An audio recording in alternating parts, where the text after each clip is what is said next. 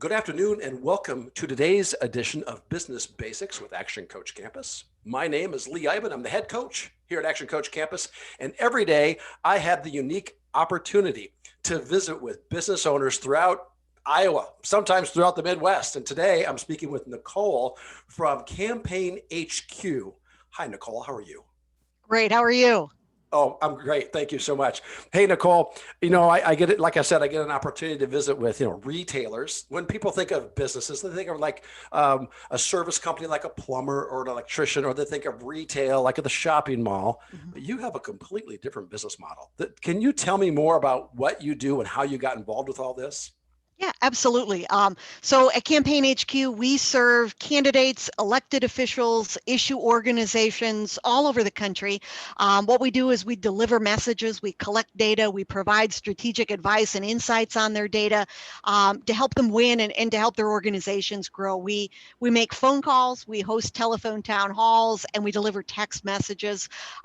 Essentially what we do is we try to give our candidates, our clients, a way to have a two-way interaction with their audience, the people that they're trying to influence, the people that they're trying to learn about, the people that they're trying to serve. And so, we feel like our goal is to deliver the right message to the right people at the right time, and then go back to the organizations and say, here's what you can do with that information, and here's what you can do to take the next step to try to achieve your goal, whether that's winning an election, whether it's trying to get a bill passed, or it's trying to influence public policy. Wow, how fascinating is that? So, did you guys all start off as like researchers, or what's the background? So we've been in business since 1999, and I will tell you that this is not the business that we started in. I I originally started, I was the finance director at the Republican Party of Iowa. Okay. And when I left my job there, it was just me working out of a spare bedroom in my house. The business was called Capital Resources. And, Hmm. the original vision was to be an outsourced fundraiser for campaigns that either didn't need or couldn't afford a full time fundraiser. And we set up meetings, we planned events, we sent out mailings. After about 9 months, I moved out of the spare bedroom into a little building in Brooklyn, Iowa. It was on a gravel road. It was what I would call cemetery adjacent, uh, and you know. We constantly had the need for phone calls. We would plan an event for a candidate, and they'd invited 200 people, and we needed to call those people. They were going to be in a certain town, and they wanted to meet with the business leaders, and we didn't have to call and set up appointments. And so this call center was essentially a side operation to support the main business, which was fundraising for Iowa candidates. And, Hmm. you know, by I'd say 2006 or so, we really, at least on our side of the aisle, we really dominated that market. We had the governor, we had the Senate races, we had 4 of the 5 congressional races, we had the Speaker of the House, and we had hit a ceiling. We had done all we were going to do. And Hmm. yes, there's always another election, there's always another 2 years. But in terms of having something that was scalable, it was, in some ways, it was. A little bit like the story of the company Slack, where they were trying to build a video game and they built this personal interoffice messaging system that was really great for them. Hmm. The multiplayer video game they were trying to make completely failed, but it turned out people loved their interoffice messaging app. And Uh-huh. now look at it, it's Slack. And so Right.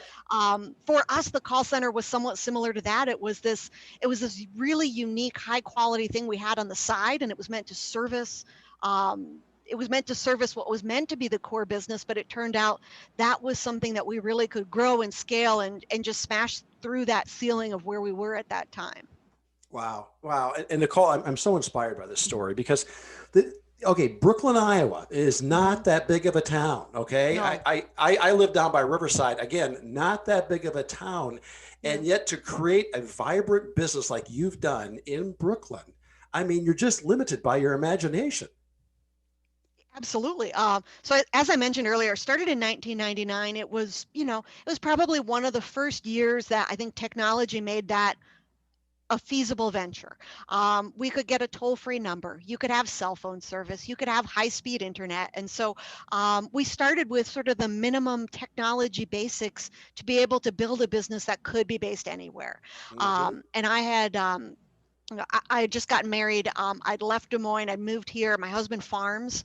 And so, to me, the choice of location wasn't negotiable. It was a bloom where you're planted kind of situation. I Yes. already had good contacts. I was already in this industry, and it was just a matter of what you're going to do with it. And, and it took a long time. I mean, from the time we went to, from the time we hit the ceiling on that first scalable business to where we are now was Hmm. 7 years. That's a long time. Right. And so, so I don't know that it would have come quicker someplace else, but I do know that when your options are limited, what you will do to succeed all of a sudden increases. That is Yeah. so true, isn't it? It's like I got one Yeah. shot, Yeah. and we're gonna make it work. Exactly. I mean, we talk about Exactly. farming, right? We can wrap our head around farming, and that's seasonal, right? Put the crops in the ground, the seed in the ground Mhm. in the spring, and then by fall we should start to see something. But seven Yeah. years, Nicole, Is that's some it, willpower. it's a long, hard slog, and I was in Texas. A couple other vendors and I were hosting a client at dinner, and the guy looks at me and he basically says, "Where on earth did you come from?" And to some of these campaigns and organizations that are outside of Iowa, we sort of arrived on the scene to them fully formed, Right. and that's absolutely not the case. We were blessed enough to make all of our mistakes on a small scale before we got to that stage.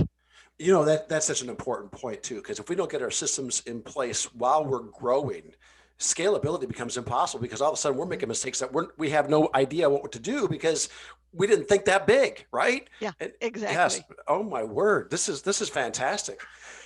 So COVID-19 didn't slow you Yeah. down much. I mean, you guys are Um, busy. Yeah, we were. So 2020 was by far the biggest year we've ever had. And Wow. some of that has more to do with the political situation and the political climate in the country than it does with COVID. But Hmm. the two are definitely related. For Campaign HQ, this has really been about how to replace what candidates and issue organizations lost with the loss of in-person campaigning. Hmm. We make telephone calls, we host telephone town halls, we send text messages. In some people's mind, those two of those three can be perceived as old-fashioned techniques. Yeah. And all of a sudden, when you can't have rallies and you can't go door to door, and yet the people you need to speak to are at home and they're frustrated and they're scared and they're angry and they are Hmm. all of a sudden they are wanting to speak to their politicians very Right. vociferously. um, Oh my goodness. all of a sudden the phone becomes once again a really critical two-way conversation tool. And so we were there to capitalize on the opportunity, and we were there to be the broker of that two-way connection. We Hmm. were able to night after night after night. It was I will tell you, it was not the year we planned on hosting one telephone town hall after another. We'd have these state reps and members of Congress who would get someone from public health, or get a physician that was a friend of theirs on the line, and we would dial out to 10, 20, 50,000 people. you know a politician in April could not speak to an audience of 5,000 people any other Right. way, but we could organize that for them, and Wow. to let those people ask their questions in an orderly manner, to be able to share their opinion. Do you think State Representative XYZ is doing a good job on the COVID-19 response? Press one if yes, two if no, three if you aren't sure. Hmm. That kind of real-time interactive feedback. There was no other way you can do that. We had people who were texting out videos and saying, "What do you think of this? Tell me what you think." And so we were able to, um, because the tools we provide are two-way conversation tools, we were able to stand in that gap and really stand in it pretty quickly. And so it was a scramble, and I won't say it was easy, and I won't say it was without stress, but from a from a staffing and technological standpoint, we were ready for it because we were already getting ready for an election. And so, Right. our goal for 2021 was handle record throughput. And so, some of that might have happened in April or May, but that was already the plan. Yes. Now tell me, I'm really interested in your thought process behind this because when you talk about hosting a telephone town hall and you've never done it before, let's say you're brand new into your business and you've never done it before, Yeah. that's a process. You think, okay, our end result is going to be hosting 5,000 people, right? Our our campaign official in front of 5,000 people on a, and then you have to reverse engineer that. You got to go back. What are the steps that we need to do from a technology base to make that happen? And I would assume that, prior to the election, that was not the time to be answering those questions. But now maybe things are a little quieter where you can kind of start to figure out some of these other processes. Is that correct? Well, I would say if you look at what happened in the world of politics last week, it was not quiet at all. Oh boy, no kidding. That being said, so Wow. we've been a telephone town hall provider for probably about 10 years prior to that. So we have a software technology platform that we use. That Okay. being said, you really, an event, whether it's an in-person rally or an event over the phone or even something like Facebook Live or Zoom, events are truly what you make of them. And that's really Mm-hmm. where we focused with people is, don't do all of the work and spend all of the money to get 1,000 people on the line and then fail to have a good, compelling program to present to them or fail to authentically engage in answering their questions. So a lot of the time we spend is what audience are you trying to reach? What Mm-hmm. information do you want to gather from them? What do you want them to hear from you? And then reverse engineer from that. Yes. Do you want to reach, do you want to reach younger people on social media? Well, let's put a toll-free number up there that they can just tap on their cell phone and boom, they're into your call. We can Yeah. do that on a text message. Folks that have got landline phones, there's been all kinds of studies. Seniors vote in the highest percentage of any voting group, and they also use landline phones, and so don't Mm-hmm. ignore them. How do we combine all of that and combine that with a good program so that people stay on the line and hear what you have to say and you can hear what they have to say? So there was a lot of hand holding and a lot of training and a lot of really compressing that. We weren't necessarily used to doing so much training so quickly. We found that as an example, we did a lot of this in the state of Texas, and the state representatives might all have a common consultant. And so could we train that consultant and give that consultant some templates that they can share with this group of 8 elected officials, all of whom need to accomplish a similar goal in their district? And so we Mm-hmm. found some economies of scale in that area, but the technology platform we had in place already. I think if someone didn't have that in place, I don't know that they would have been able to adapt to that quickly enough. Yeah, I agree. I completely agree. Tell me a little bit about your team. So Mhm. when you guys are hot and heavy, you have a pretty good sized staff. Yeah, we do. So on any given day, we've got anywhere from, as I was in-house, we've got anywhere from 60 to 100 people making phone calls, and we also work with some partners. So, on the live calling side, we'll go, the day before the election, we made probably 4 to 5 thousand hours worth of calling. And so we Wow. work with partners to really scale up and scale down quickly because in terms of Mm-hmm. voter contact, our business can be spiky. And so, you can either bring in temps and try to train them, or you can work with folks who are trained professionals who talk on the phone every day. Right. 2 days before the election, you cannot sell subscriptions to the Wall Street Journal. There is no bandwidth for that. And so, That's so right. we tap into other networks of good professionals to really be able to massively expand our network and to Mhm. apply our techniques just on a broader scale. Wow. And the data that you cultivate is just Mhm, massive. mhm. But the learnings that you can give away, it's just so helpful. I mean, it just isn't what it used to be anymore. I mean, I'm just so amazed by this.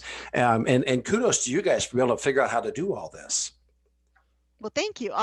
So the data really, the data is where I think that you can you could probably find a lot of people to make your phone calls, but the data is really where the rubber meets the road. It's a Hmm. matter of choosing the right people, giving them the right message at the right time, and then doing something with the data you collect afterward. I remember when we first started, people gave really short shrift to removing people who had already voted early. Well, in this country, nearly 50% of people voted before election day. Uh-huh. Imagine the millions of dollars that could be wasted calling people who've already voted. We Right. would, on any given day of calls, call through all the people who told us they already voted. In some states, we're able to gather that from the Secretary of State or the Commissioner of Elections website, remove those people, and then focus in on the people who haven't voted yet. Mm-hmm. How you treat someone who tells you they're undecided should be different than how you treat someone who says, yes, I'm for you. If I say, Lee, I'm voting for you, and you haven't voted yet, my treatment of you should be different than if you say, I'm undecided about Lee. Well, then I need to tell you all the great things that Lee has done Yep. for you, will do for you. I need to talk to you about all of his wonderful attributes, and being able to craft scripts and programs that are dynamic is really Mm-hmm. what separates, I think, us from your run-of-the-mill agency that might be able to deliver your phone calls. I love it. I just love it. All right. So I have two questions for you. First of all, Yeah. how do you want your future client that would call up Campaign HQ? What question should they ask you first? Oh, that's a great question. And it does depend on what they're trying to accomplish, certainly. A candidate who's running for office for the first time for a county office is going to have vastly different needs than someone who's in Congress and maybe is running for U.S. Senate. Mm-hmm. It certainly starts with their needs. We also do a lot of work for issue organizations, the organizations that are trying to influence elections, but they're not the candidates themselves. And so, Right. uh, you know, in terms of what should they ask an organization like us, um, you know, what are you going to do for me in terms of writing scripts? Mm-hmm. How are you going to make sure that the right people get the right message at the right time? What do you do with the data afterwards? How quickly will you return some insights to me? How quickly will I get my data back? What format will I get it back in? You know, we are trying to figure out a way to get you that data back in a way that you can integrate it into your other programs. The best use of what we do is integrating it with your direct mail, with your TV, with your online digital strategy. Mm-hmm. The campaigns that are the most likely to move voters are also the most likely to be able to figure out how to target voters across platforms. And so I would love them to ask the questions. I would love them to ask the questions that are going to determine whether or not we can help them move the needle. Exact. The clearer they can be in what they want for a result, the clearer you can be back on exactly what they're going to get. Exactly. And whether or not we're a fit for them or not. Yes. Sometimes what they want is just out of our scope.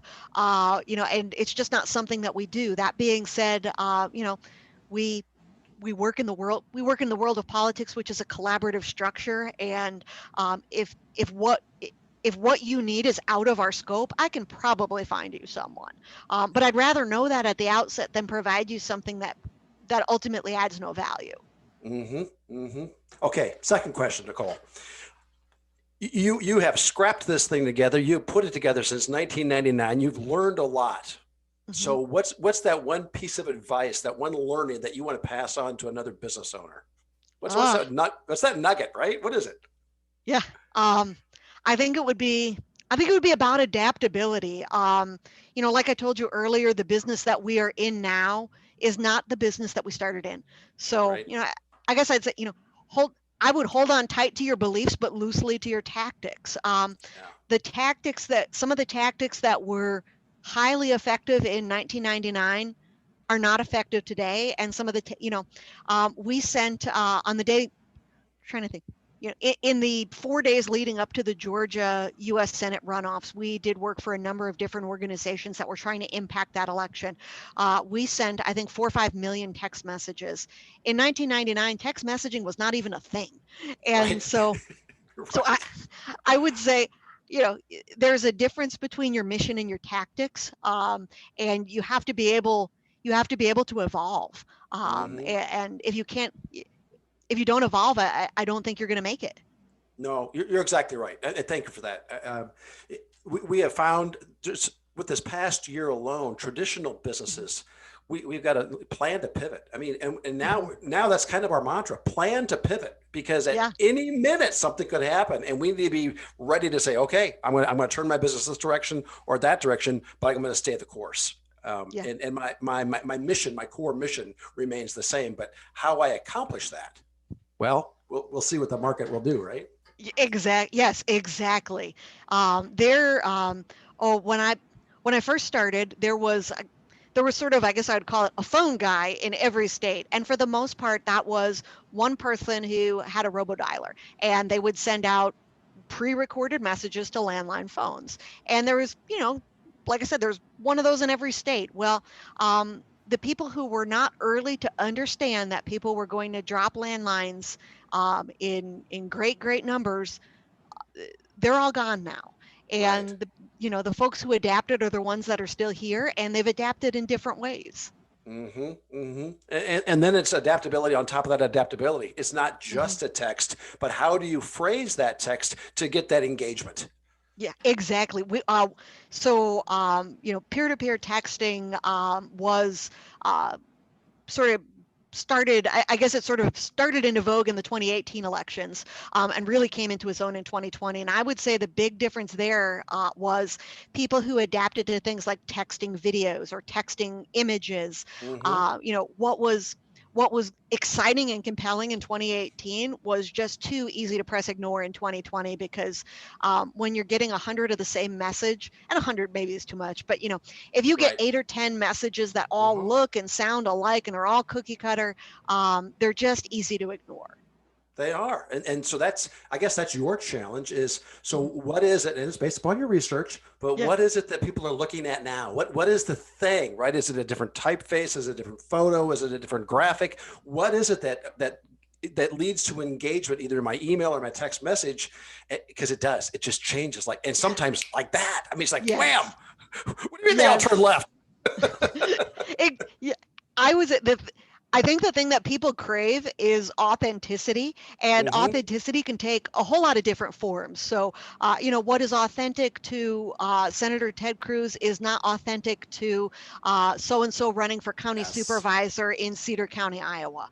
Right. So I think it is a matter of, I think I think voters are smart, and I think that they know what's BS and what's real, Oh yeah. and authenticity is where it's at. I think Mm-hmm. that's where it's at on phone calls. We work with our clients oftentimes, especially issue organizations that are trying to influence public policy. They're trying to get a bill passed, or they're trying to get a bad piece of legislation killed off.